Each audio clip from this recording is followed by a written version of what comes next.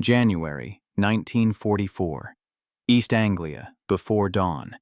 The airfield is a flat, frozen geometry of concrete and mud, its perimeter lights dimmed to pinpricks under blackout discipline. In the dispersal hardstands, the bombers crouch like weathered cliffs, frost along their seams, exhaust stains dark as old bruises.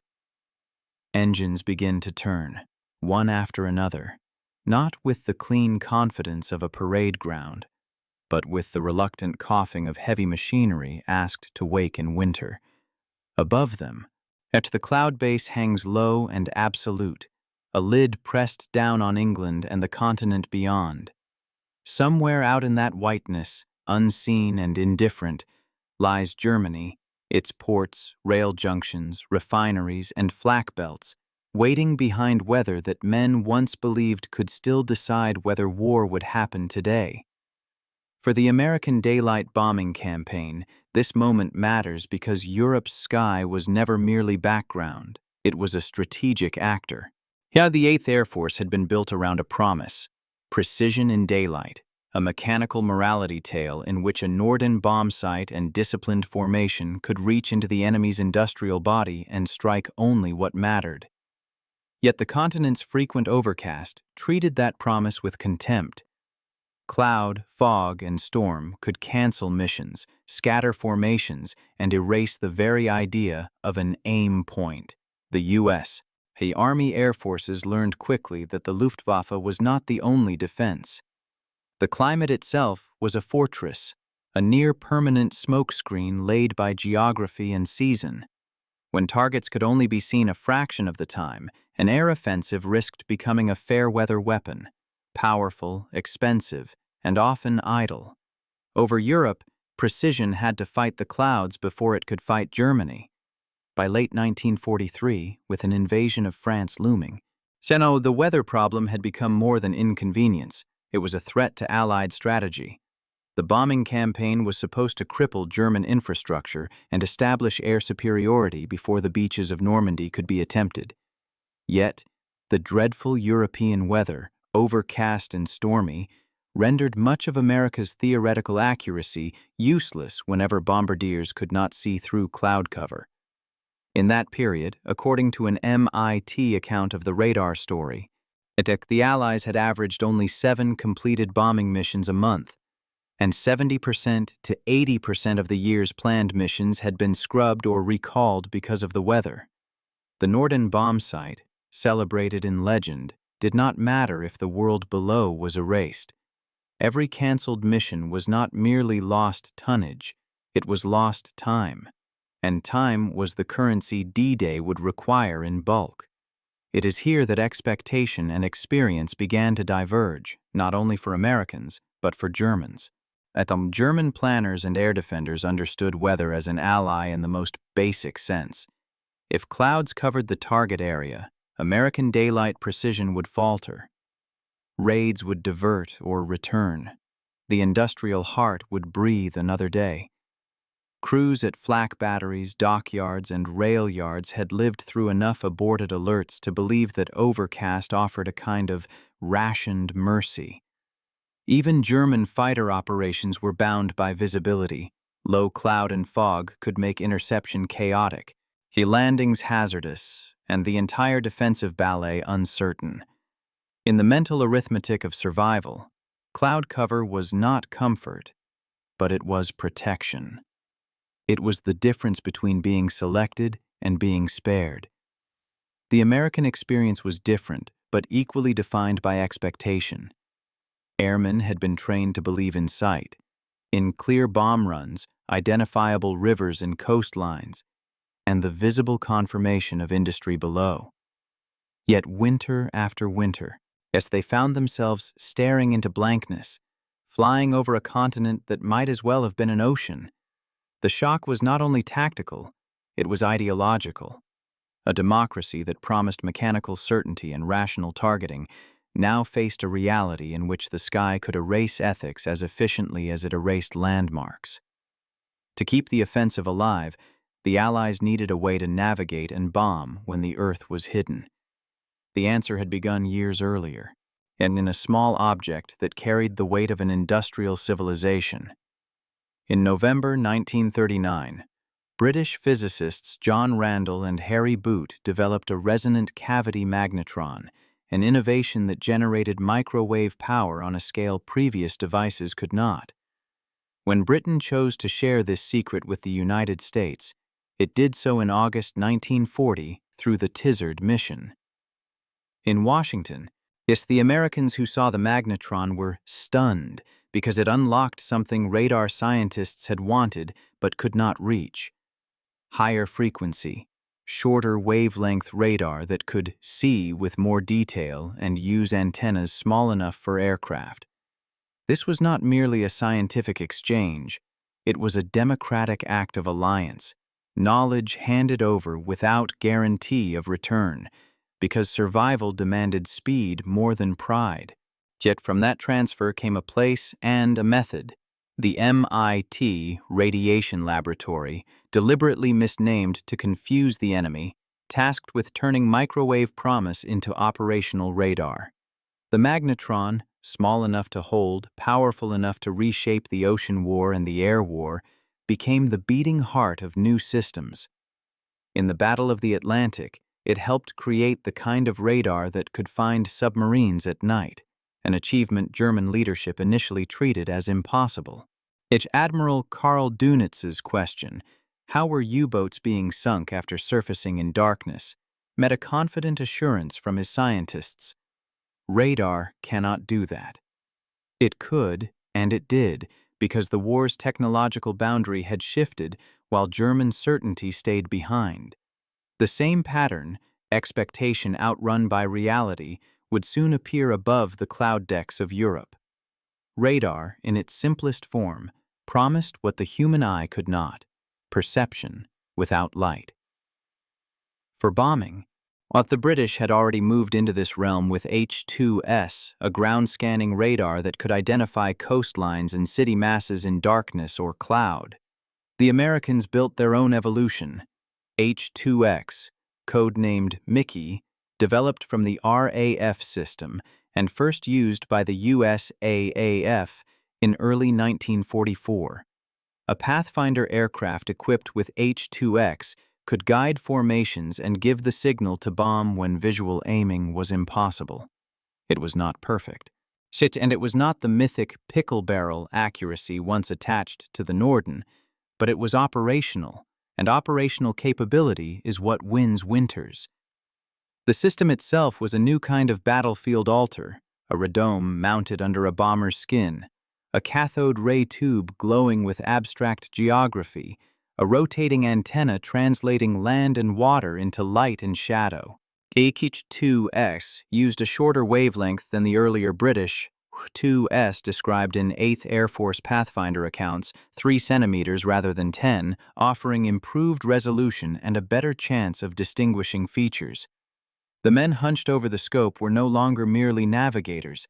They were interpreters of a hidden world, converting flicker into certainty. They listened to the aircraft, to the wind, to the intercom discipline, and beneath it all, they lived to the steady, a clock-like sweep of the radar display, a recurring sound of order repeated hundreds of times a minute, insisting that even in cloud there was structure. In the 8th Air Force, this capability became institutional. The 482nd Bomb Group, Pathfinder, activated at Alconbury, England, on August 20, 1943, unique in being formed outside the United States, created specifically to lead bombing missions by radar and electronic navigation. But the cloud problem had forced a new kind of unit into existence: composite crews, hand-picked talent, specialized training, and aircraft modified to carry the equipment. The goal was simple and radical: to keep strategic bombing moving when Europe tried to stop it. The first radar-led mission in 8th Air Force history, according to the group's own historical account, was to Emden, Germany, on the night of September 26, 1943, with radar-equipped B-17 AES sent out to lead. Yet a total of 308 B-17 ATEs took part, escorted by 262 P-47s. Losses included 7 B-17Es and 1 P-47. The weather, which had once grounded whole stretches of the campaign, was being demoted from dictator to obstacle. The numbers tell their own story of urgency. In late 1942 and early 1943, the 8th had so few operational bombers that it could not afford wasted days. Yet winter weather could erase operational opportunity entirely. In the Pathfinder narrative, Dadi meteorologists estimated that visual bombing opportunities against targets in Germany might exist only between 20 and 30% of the time. In other words, if the war depended on sight, the sky could veto strategy most days of the year.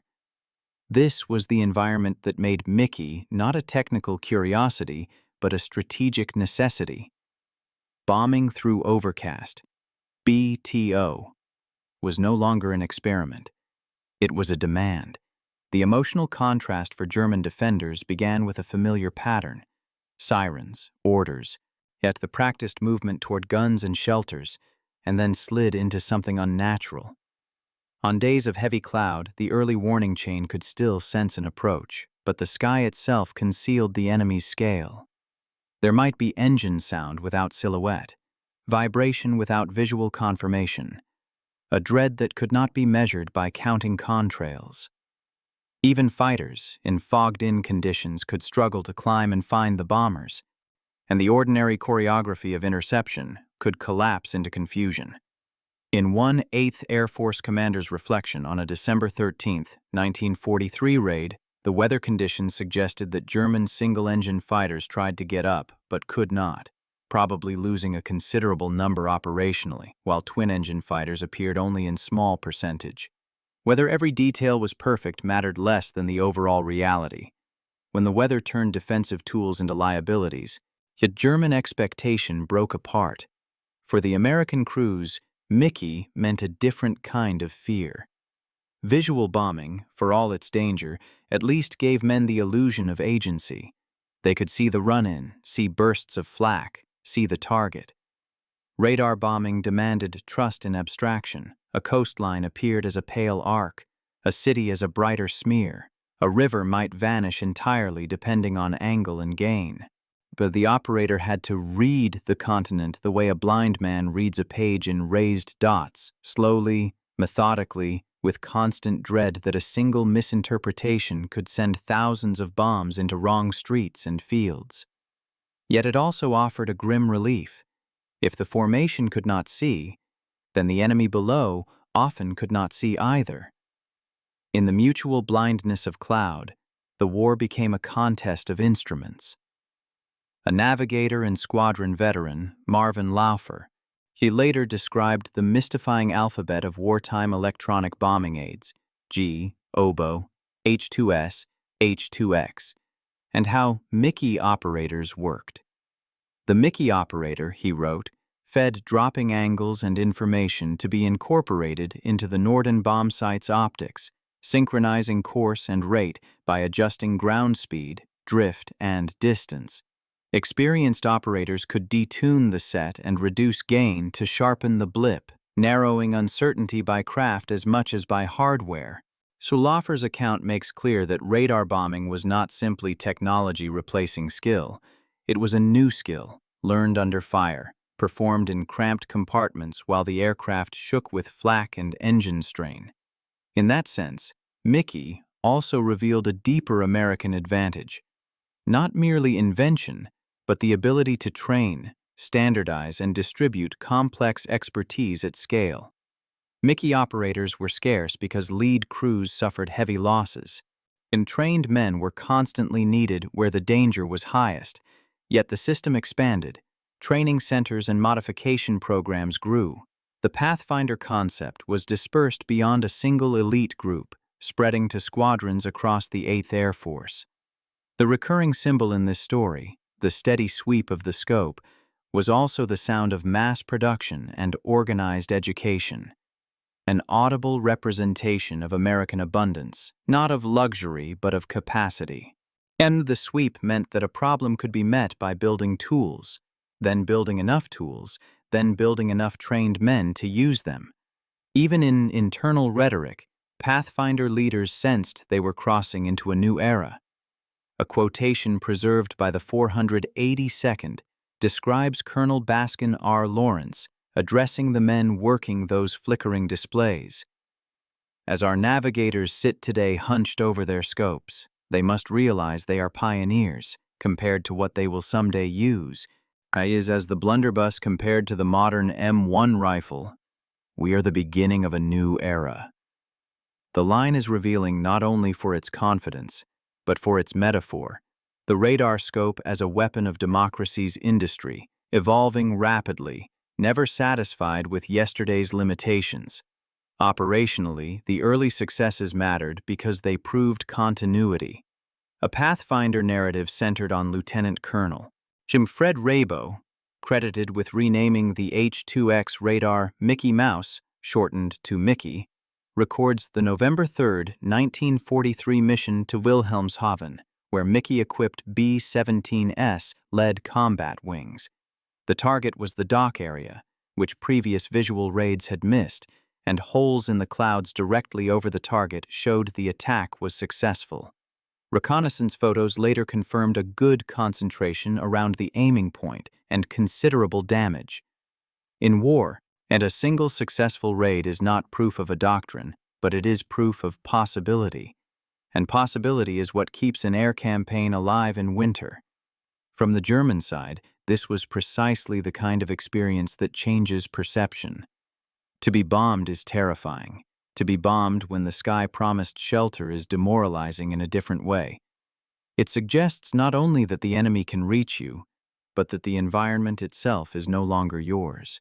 And the cloud deck, so often treated as a natural fortification, becomes instead a curtain through which punishment arrives without warning.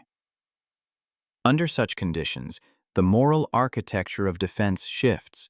The civilian on the street, the soldier at the gun, and the commander in the bunker all realize that visibility is no longer control. Control has migrated upward into machines. Yet the script of precision had to be handled honestly because radar brought power and also distortion. And a Smithsonian account of radar charts from the bombing of Dresden emphasizes the limitation. Allied radar of the later war years often revealed only shorelines and the vertical surfaces of buildings in cityscapes, demanding special maps and making commanders more likely to direct raids toward cities. The only targets that could be located with some reliability in poor weather. So the consequence was stark. With the limited accuracy of bombing under radar, only 50% of bombs would land within a mile of the target. Aiming at an urban rail yard on radar meant simply targeting the city itself. Radar did not always enable surgical morality. Sometimes it forced a brutal simplicity. This is where emotional contrast deepens. American air doctrine had insisted on daylight precision as a differentiator from RAF night area bombing. German propaganda had often framed Allied bombing as terror from the air. American leaders resisted openly listing cities as targets in their own right. Yet radar's limitations meant that in many cases, a raid briefed for an industrial facility could become, in execution, a city strike because the city was what the scope could show. The clouds hid the exact factory, but the radar revealed the urban mass. That technical constraint became moral gravity. Yet when a democracy fights through instruments, the instrument's resolution can become a form of ethics. Nowhere is the chain of consequence clearer than the February 15, 1945 mission identified by the Smithsonian chart story. 8th Air Force Mission 832, aimed at refineries at Ruhland, Bohlen, and Magdeburg with 1,131 heavy bombers. The oil plants did not stand out enough on the H2X radar used by B-17 Pathfinders. When the aim points were obscured by clouds, B crews diverted to a secondary radar target of opportunity, the railroad marshalling yards of Dresden. In practice, the limitations of radar and the reality of weather redirected massed force onto a city already under strain from preceding raids, creating a sustained catastrophe that later ignited controversy about the morality of urban bombing. The sweep of the scope could guide bombers through clouds, but it could not always distinguish between the intended target and the human terrain around it. If Germans were stunned, then, it was not simply because radar existed. German science was formidable. German radar and signals intelligence were real. The shock was that the Americans and their allies could industrialize this kind of complex system quickly, distribute it across formations, and then keep missions flying day after day despite a climate that once halted operations. Yes, the shock was that the enemy's operational calendar was no longer seasonal. Bombers could come when fighters could not easily rise, when flak crews stared into gray, when cities believed weather would delay destruction. And the shock, too, was psychological. The sense that an American campaign could be backed by deep reserves of aircraft, crews, electronics, spare parts, and training pipelines, so that even when losses came, the offensive did not collapse into exhaustion. And that abundance was not abstract. It was embedded in the radar sets themselves and their evolution. The Pacific War Online Encyclopedia, describing the AN/APQ-13. Mickey Airborne Bombing Radar, an advanced refinement of H2X used on B-29s, lists technical specifications that underline both ambition and limits. 3 centimeters wavelength, a PPI scope, and a noted bombing accuracy 440 yards, 400 meters, for suitable large targets, while acknowledging a greatest failing of insufficient resolution for small, indistinct objectives. This was the story of the entire radar bombing enterprise, extraordinary capability bounded by physics, yet still powerful enough to reshape operational reality. To understand the transformation in perception and ideology, consider what radar did to the German idea of sanctuary. Before radar-led bombing, sanctuary could be manufactured by smokescreens, by choosing targets remote from navigational landmarks, by exploiting weather patterns. With radar, sanctuary shrank. In water versus land, coastline arcs, the bright smear of a built-up area, these were enough to guide a formation toward a region and release. Even if a specific factory survived, the city's rail yard power distribution or worker housing might not. The German experience became one of diminishing choice. Fewer safe nights, fewer safe storms, fewer days when the war would politely wait. And for American crews, radar gradually changed what they believed about the war they were fighting. They began with a moral claim that American bombing, guided by sight and calculation, could be discriminating. Radar forced an admission. Discriminating intent did not guarantee discriminating impact when the Earth itself refused to be seen. Yet the American system responded not by abandoning technology, but by intensifying it. Improving radar, improving charts, improving training, improving aircraft electronics, because the democratic answer to imperfection was iteration. As this too is ideology made material, a belief that problems are solvable not by proclamation but by building better tools and building enough of them.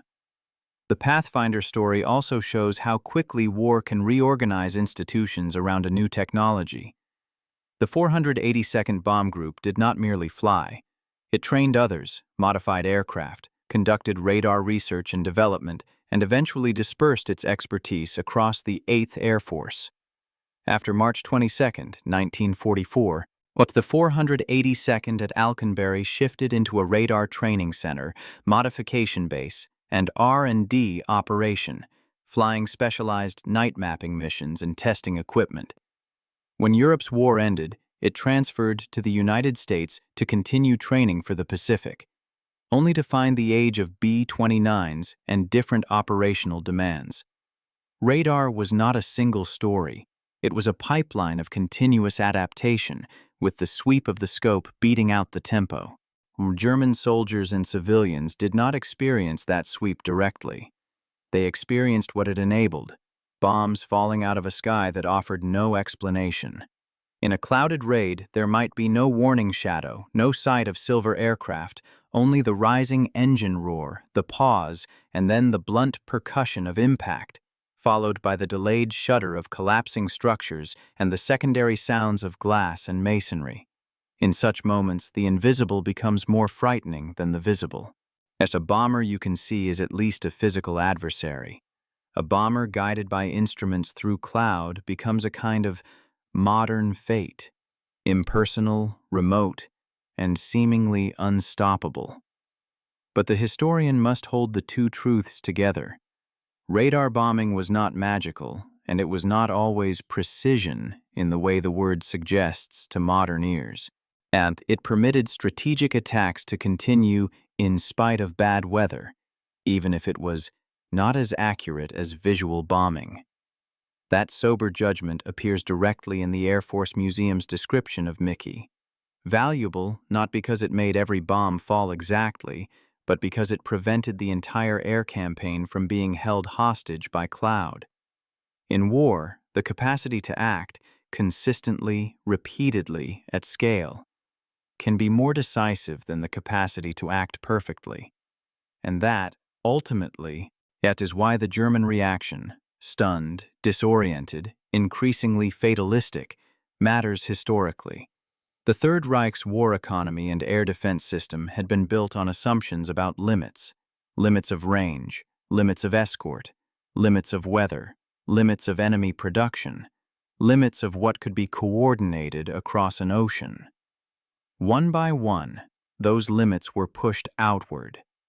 The pathfinders, the radar scopes, the charts taped together for missions, the specialized training, the ability to mount radomes on heavy bombers and still mass them by the hundreds, these were not isolated feats. They were expressions of an industrial democratic ecosystem capable of turning shared scientific knowledge into operational force faster than authoritarian systems could safely admit vulnerability. The symbolism of this story returns, as it must, to a sound, the steady sweep of the radar scope. Not romantic, not heroic in the old sense, no cavalry bugle, and no shouted command, only the repeating, disciplined pulse of microwave energy reflected from a hidden Earth. In that sweep is American abundance. Laboratories funded and staffed, factories producing, airfields supplied, crews trained, charts printed, spare parts shipped, and a doctrine flexible enough to change when reality demanded it. In that sweep is also democracy's paradox in war, a desire to be precise, forced by clouds into approximations, yet refusing to stop.